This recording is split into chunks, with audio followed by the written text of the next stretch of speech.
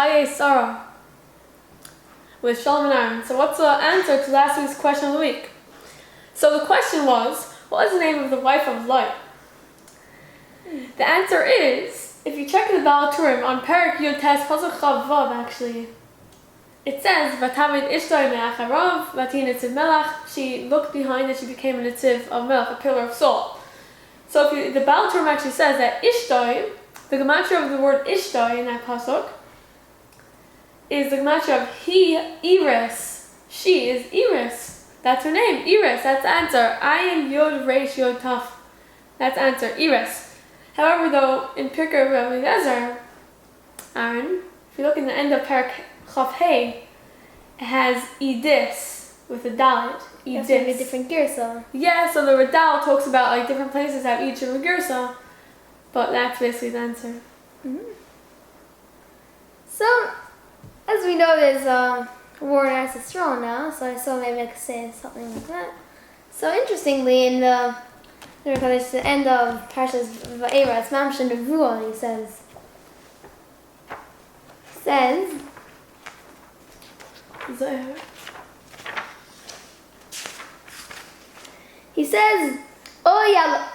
says, Vayalahu Zimna Isnili Shmael Va'amo V'Isgazar. So it says like, Oy, woes to that time that Yishmael would be born in the world and then he would get Milah. It says, Ma Ovid Kutsha Brichel. What did HaKadosh Baruch Hu do? So it says, Archik Lahu Livnei Shmael Midvekuso de La'elo. HaKadosh Baruch Hu separated him from the Dveikos Ma'ala. V'yo'ev lehu chuloko l'sato ba'ar kadisha. And he put him in the Eretz HaKodesh. He put him in Eretz Yisrael. Begin hahu gziru de behind. Because of that, the Milah that they have some close because Arabs have a Milah. But then, later it says, but they don't do Shalemos because they don't do the Priya, and then they do like the Konos. Oh, they don't actually tear at the end. Yeah. Oh, wow. So it says,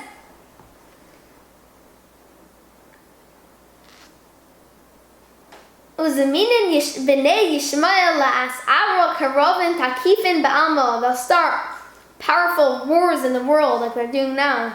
They're taking over the whole world right now. Ulis kashna b'nei Edom alayu, and then the b'nei Edom, which is the Christians, Americans maybe, I don't know, will gather on them. V'yis oron karova behind. And then they would start a war with them. Chad al Yama, one on the sea, and Chad al Yibeshta, one on the Basha of dry land, and Chad Samach Yerushalayim.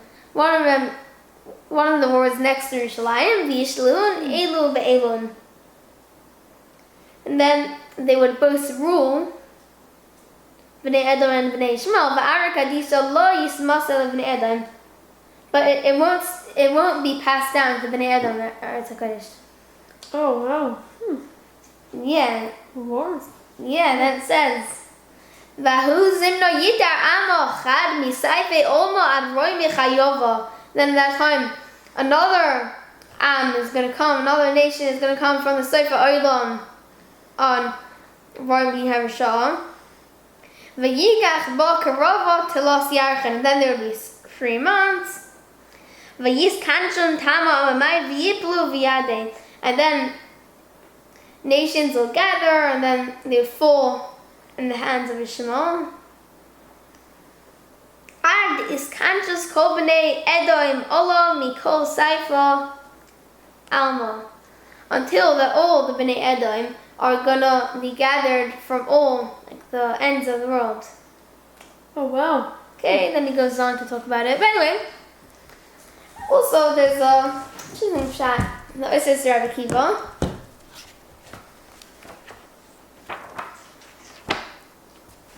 It says, first it quotes a pasuk in Mishlei, Perek Daled, pasuk Beis, Shlom Aaron in his Chachma. Ki lekach toiv nosati lachem, toivosi al tazoivu. So it says, Umahu al ta'azoiv. What is al ta'azoivu? You should not leave. You should not abandon. You should not forsake. Whatever. Well, it says we learn from here that at the time of Matan Torah, Kadosh Baruch Hu called to Yisrael and he said to them, "My sons, there's a mekach toiv in this world that I'll give to you if you accept my Torah and guard my mitzvahs." Oh. So then, my shivin Omer Lefanov Yisrael said, "Ribono Sholom, Ezu mekach toiv nosein lonu im nishmaras Torasecha." What is this mekach toiv if we guard the Torah? What? Meishiv HaKadosh Baruch Hu v'Omer Lahem Zeh Olam Haba. Okay. Said this Olam Haba. So Meshivin Yisrael v'Omer Ribono Sholom Hareinu Dogma Shel Olam Haba. He said, "Show us a dogma. Show us like how do you say it? Like something connected it. How do you say it? Like a resemble. I don't know. Resemblance. Okay, fine. Not sure the word for it. Of Olam Haba and Olam Hazeh, I guess. Make sure HaKadosh Baruch Hu v'Amar Lahem Zeh Shabbos. This is Shabbos, like the Gemara. Also, Shehu Echad Mishishim Olam Haba. It's Echad Mishishim Olam Haba, like the Gemara says. Oh wow, Olam Haba. Yeah. Oh. Shenemar, the Pasuk says, Zachor Es Yom HaShabbos. Oh. Wow. Also says, where do we know that Olam Haba is all Shabbos? Yeah. It's all like, yeah. Shenemar, the Pasuk says, Mizmor Shir L'Yom HaShabbos. So it's a song for the Yom HaShabbos Olam Haba. Wow. So it says to the Yom Shakuloi Shabbos Olam Haba. It says Shekivam Shara Admar Rishnas Shabbos Pasach. As Piv B'Shivcha Shel Kadosh Baruch Hu. When Adam saw the Shabbos, he opened his mouth with the praise of HaKadosh Baruch Hu and he said, Mizmor Shil Yom HaShabbos Toiv Ha'odis LaHashem L'Shimcha El Yon. So then it says, then all the Malachei Sharais came down and some of them were holding in their hands harps and flutes. Some of them were holding lyres and cymbals and all the klei, all instruments, musical instruments, and they would tune with Adam. Like it said, Uzamer L'Shem Michal Yarn, so the Malachim are being Uzamer to Hashem. Wow, together with him. Yeah, Adam was like, HaKadosh Baruch Hu made him with himself, so he had a special thing. Wow. So when the Chazal say when the Shabbos ended, why did we do the bracha of Ma'orei Ha'esh Havdalah? Because by then fire was invented, all the Rishon. So what's the story behind that? When all the Rishon saw the Shabbos when it was departed, he never saw Choshech before, so he was very sad. He said like, woe is me. But then HaKadosh Baruch Hu brought two racks. Yeah. One of Or, one of Choshech, and he rubbed it together like flint stones, and then he made fire, and then that's the bracha Ma'orei Ha'esh. Oh wow.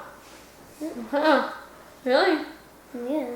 There's a story behind it. Yeah. Okay, so now about Parashat Chayei Sarah, the weekly parsha. Oh yeah. So about the union of Aras HaMachpelah. It's very interesting.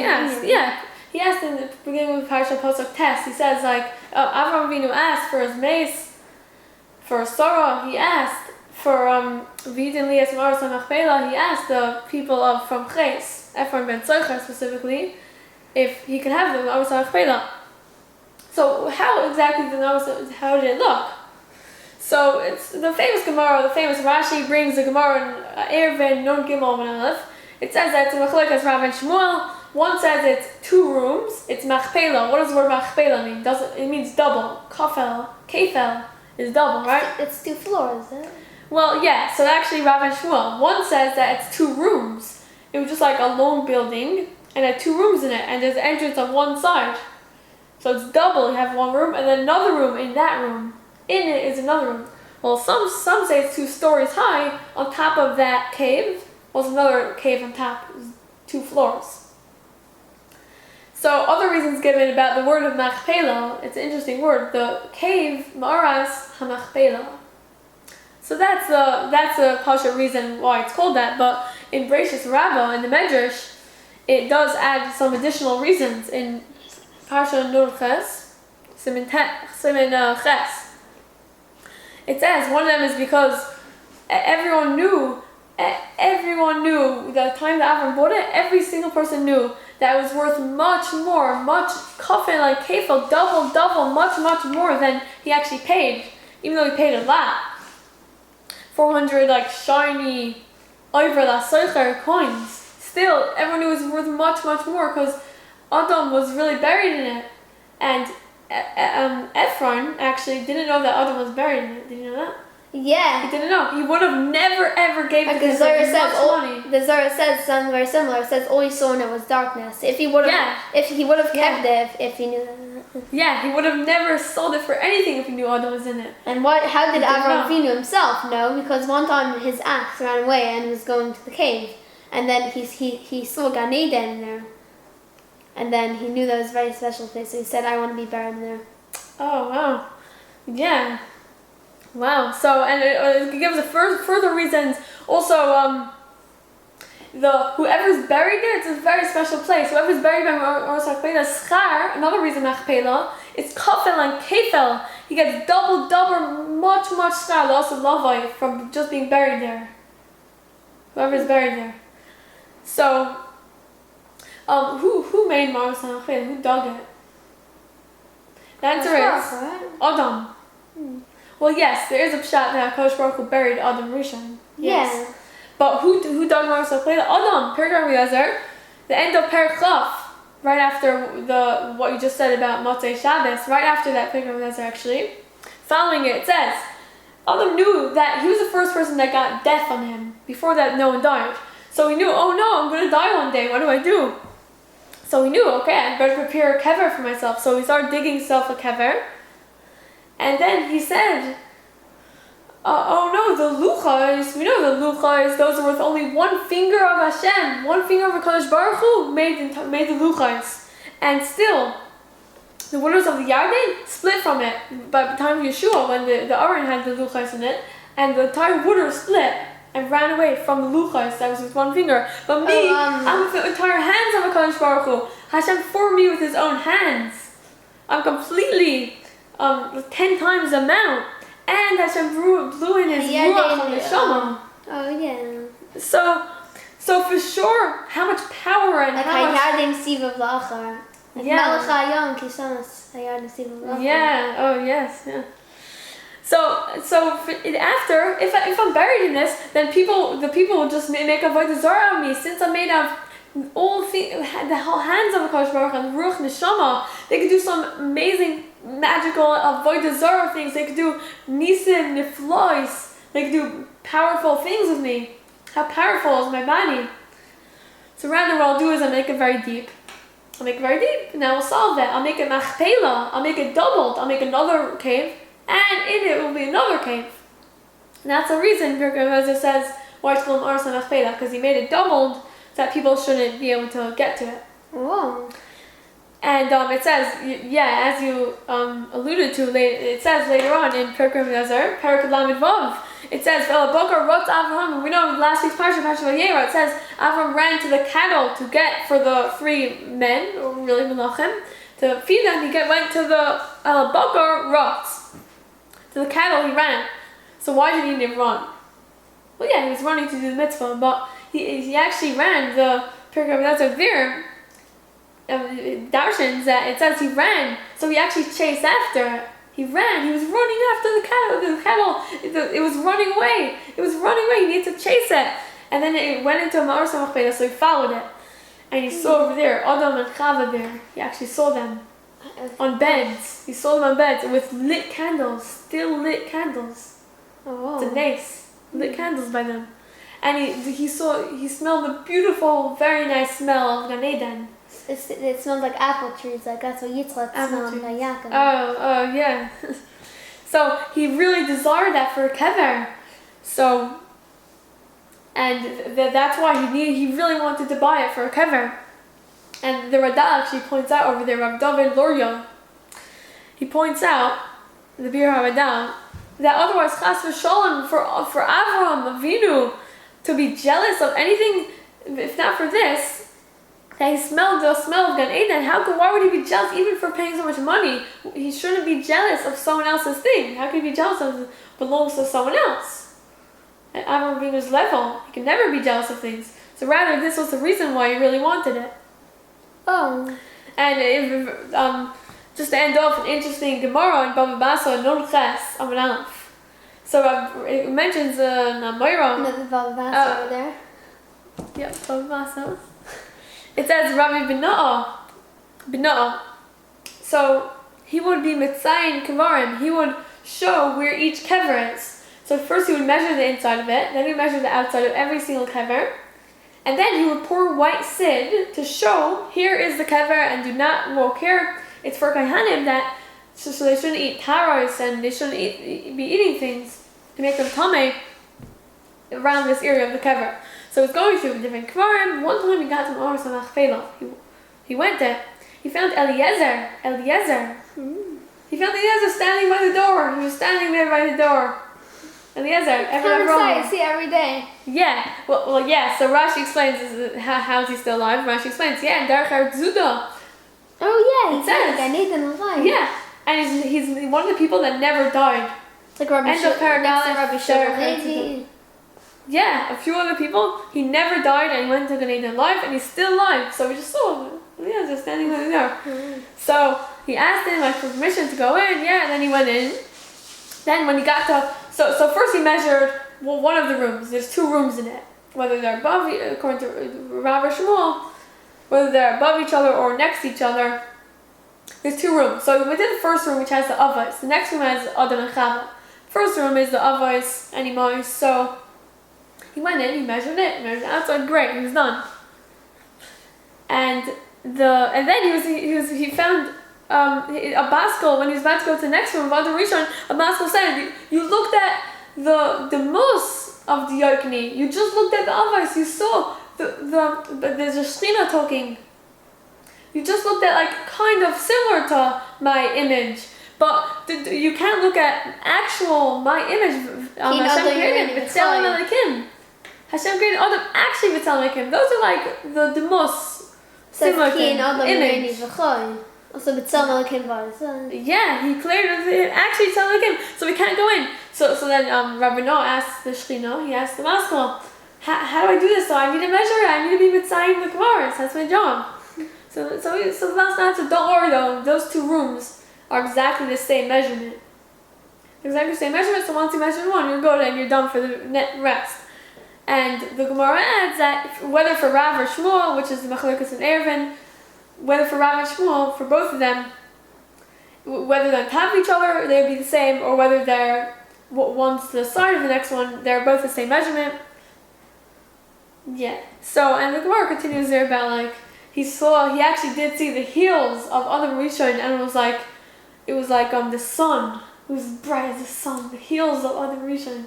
And also it talks about but still Adam compared to the Shechina, talks about it would be as ugly as a monkey, an old monkey. And then it talks about different comparisons about Adam, Chava, and Avram and Sarah, how they were compared to each other, about how they were compared in their shine of their face. And then also says the Rav Kahana, the Amora Rav Kahana was just like the beauty of the face, just like Rav Avahu, a different Amora, and Rav Avahu was just like Yaakov Avinu, and Yaakov Avinu was just like Adam Rishon. Adam Rishon. I thought I didn't understand that. Yaakov Avinu was like Adam Rishon Pen Lachet. Yeah. So like Rabbi Yochanan says, the Rishonim, Harishonim Malachim, and then he said the Rishonim are like the Malachim, and we are just people, and then if they are called people Enosh, that then were like chamorim, like donkeys, compared to like the earlier generations, which is much bigger, darker, closer to Hasidus. Yeah. So also, why do monkeys? Speak of monkeys. Why do monkeys look like people? So, talk about a few svarim. I talk about like some of the people from the Dara Mabel turned into ruchos and shadim and mazikim. Some of them turned into actually monkeys. Oh, that's a Melecha Shlomo toward the end of Paraches of the Seches Kalayim. Yeah. He says that actually brings from a certain Chacham that they turned into monkeys, some turned into monkeys, some turned into elephants. Elephants, yeah. And that's why elephants the bracha also look like people, like the ears and. And that's what the bracha. The Gemara says the bracha Mishan Habrios is said in elephants and monkeys. The reason is because it's Mishan Habrios. He changes the people and makes some people look like elephants and monkeys.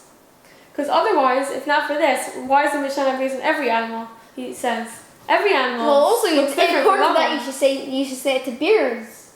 Because the Rekech says that some of them, they turn into beard. Before there's no such thing as a beard, they turn to furry wild animal. I said to go beard. Oh, cool. But also, maybe Adam really called the beard before though, because it says, Vayikra Adam Shem Zechol Behema Lechol Chayes. Okay, so maybe Lechol is coming to even include that. So maybe he even called it in advance because it said before that day there's no such thing as a beard. They turned these furry, no such thing? Wild animals with beards, yeah. Wow. Should really say next time go to zoo, say Rishana Bris on Bris. Okay, so that's very important. So anyway, the Mensch Ish Yisrael goes through from the Rim Midrashim. See in some of the Midrashim they bring it. Both the Midrashim. Ish Yisrael, Mensch Ish Yisrael goes through the Ish Yisrael, says which pasuk is alluding to different person rings. Okay, this is like Ish Noyach, which like Rashi says, they weren't able to the Tashmish, so that's like Ish Yisrael and Yimsa. And it goes through like Sarah and Avram, okay? Yeah, like I think the Tanchuma says like also the Sarah one. So the spur the Sarah is Medrash is the spur the Sarah. He actually said the Ish Yisrael. Oh, really? By the hesped of Sarah? Yeah. Wow. So, Adam, speaking of Adam, the word Adam, if you take a look at it, Aleph, Daled, Mem, that's Rosh Tevos of Adam, David, and Mashiach. Those are all his Gilgulim. Like he says, Ki Chassid Ani, isn't that the Gaiva? Why is he saying I am Who says Ki Chassid Ani? David Melech, you tell him. Oh. So then, no, the Chazal says the Chassid Gadol, he fasted 130 days. Who was a Chassid Ani? Adam Rishon. Oh, wow. So, it's only a chassid, even though it's supposed to be so that's actually a very big novel, yeah. Oh, wow. Yeah, as noted by the Chemes Anoch in a few places in Sefer Tehillim, that Adam David Mashiach. Oh, yeah. So also, yeah. So it says, interestingly, in the pasuk Perikaf Zayin, pasuk Yud Vav, Chayei Sarah, it says Ephron, Vayishko, Ephron, I think Yishko Ephron. Yeah. Ephron. So Ephron over there, interestingly, doesn't have a vav. See the vav here for additional reasons, like he says, so it needs to be the Skamatra. So there's actually a different reason in the Medrash Agoda. That when Avram was weighing the kesef, Avram made shekel kesef, Ephron stole some. Therefore, his name is missing a vav. We just also a new vav. Really? Wow. Yeah. So also in the Ravani it brings Adam Harishon. So you know Adam Harishon goes to Adam Harishon a lot. Adam Harishon was androgynous, and so was Chava. Oh, that's Medrash Rabbah. Also Gracious Rabbah. It doesn't create Avraham. Created them as Zachar and Nekeva, so it means actually created Adam as Zachar and Nekeva, half Zachar. Zachar and Nekeva is androgynous. Oh. The Medrash actually. Medrash Rabbah. Oh. Wow. Where Okay. Medrash Rabbah? By that pasuk in Parshas Bereshis. Okay, so what's the question of the week now? Let's see.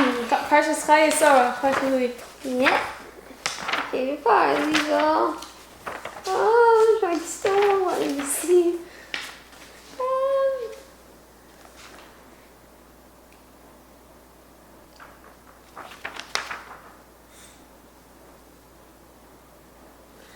Oh yeah.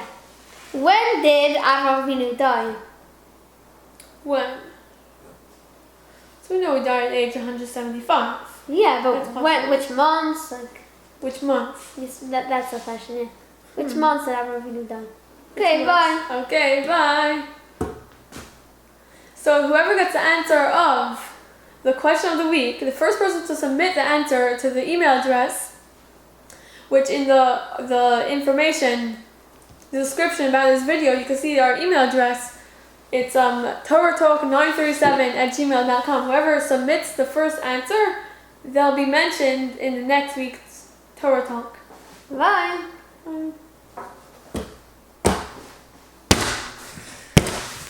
Okay.